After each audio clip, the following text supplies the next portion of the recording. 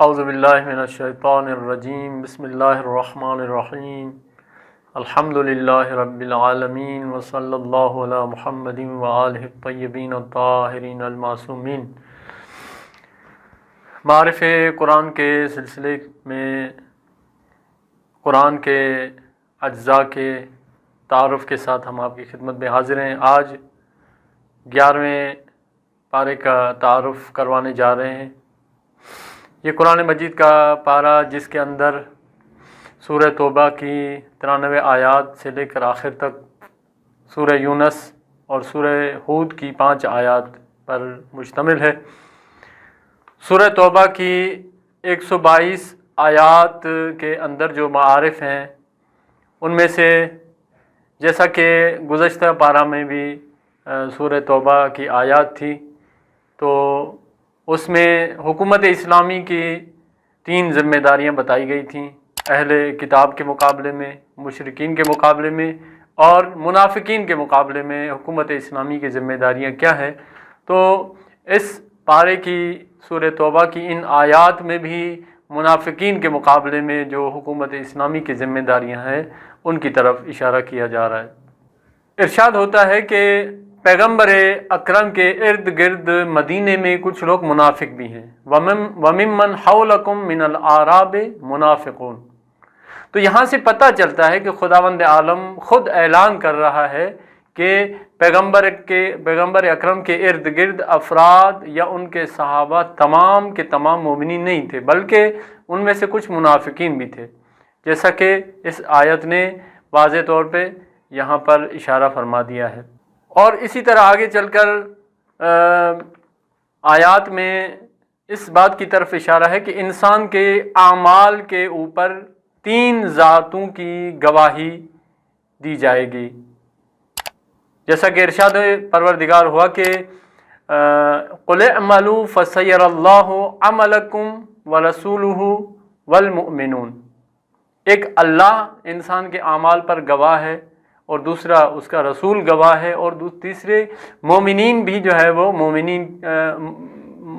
مسلمانوں اور مومنین کے اعمال پر گواہ ہیں۔ تو وہ مومنین سے مراد، جیسا کہ روایات میں بتایا جاتا ہے کہ وہ حضرت امیر المومنین علی ابن ابی طالب علیہ السلام کی ذات ہیں، کہ جن کے بارے میں یہاں پر بتایا گیا ہے کہ وہ تمام مسلمانوں بلکہ مومنین انسانوں کے اعمال کے گواہ ہیں اور قیامت کے دن گواہی دیں گے۔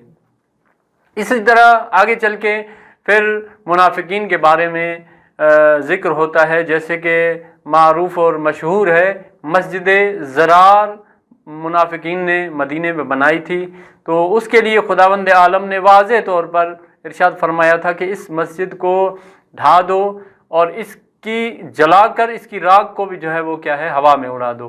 تو یہ منافقین کے جو حربے تھے، خود خداوند متعال نے پیغمبر کو رہنمائی فرمائی اور ان کے مقابلے میں ان کے جتنے بھی جو ہے حربے تھے ان کو شکست دینے میں خود خداوند عالم نے اپنے حکمت کے ساتھ پیغمبر اکرم کو رہنمائی فرماتا رہا۔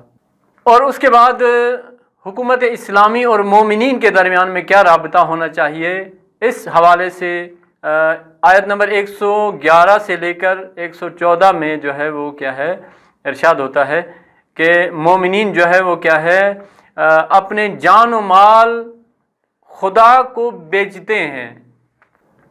تو یہاں پر یہ جو جان و مال کا معاملہ ہے خدا کے ساتھ، یہ مومنین جو انجام دے رہے ہیں، خداوند عالم اس کو تجارت کر رہا ہے، اور آخر میں ارشاد فرماتا ہے کہ هو الفوز العظیم۔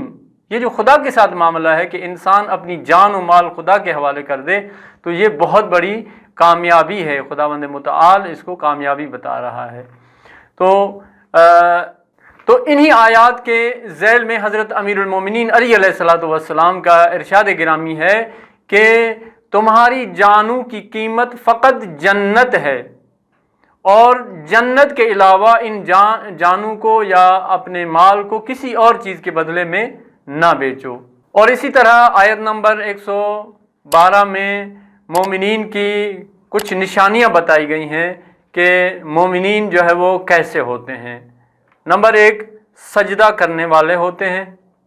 तौबा करने वाले होते हैं, इबादत करने वाले होते हैं मोमिनीन, शुक्र करने वाले होते हैं, और इसी तरह अमर बिल मारूफ और नही अनिल मुनकर करने वाले होते हैं।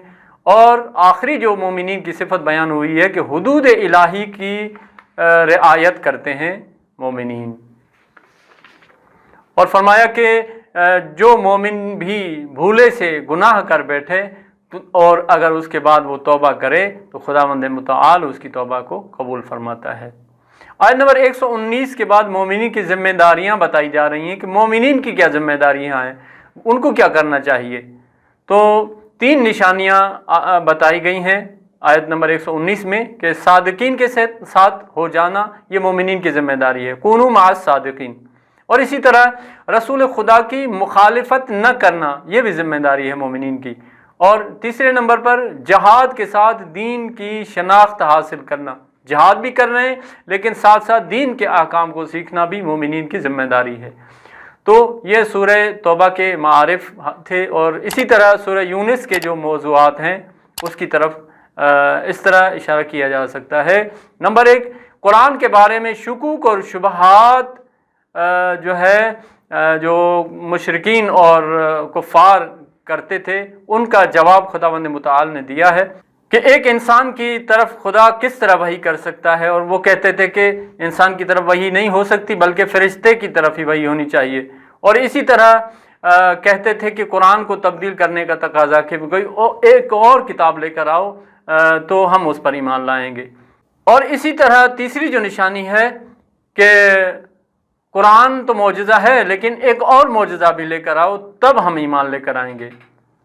और चौथी जो शुबहा होता था उनका कि कुरान को रसूल खुदा ने अपने हाथों से बनाया है लिहाजा इसको हम नहीं मानेंगे।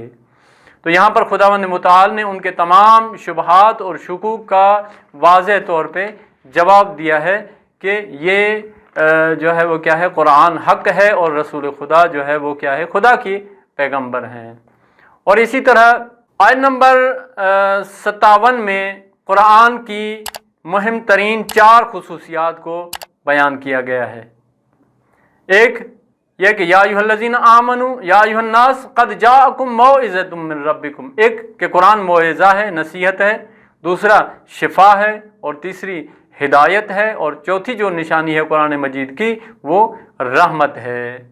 और आखिर में आयत नंबर 71 और से लेकर 93 तक हज़रत मूसा अलैहिस्सलाम, हज़रत नूह अलैहिस्सलाम का तज़किरा और उनका निजात देना, और इसी तरह उनके मुखालिफिन की शिकस्त और उसका तज़किरा है। खुदावंद मुतआल हमें कुरान मजीद की तमाम आयात की फ़हम और उस पर तदब्बुर करने और उस पर अमल करने की तौफ़ीक़ अता फ़रमाए इंशाअल्लाह। वस्सलामु अलैकुम व रहमतुल्लाहि व बरकातुहू।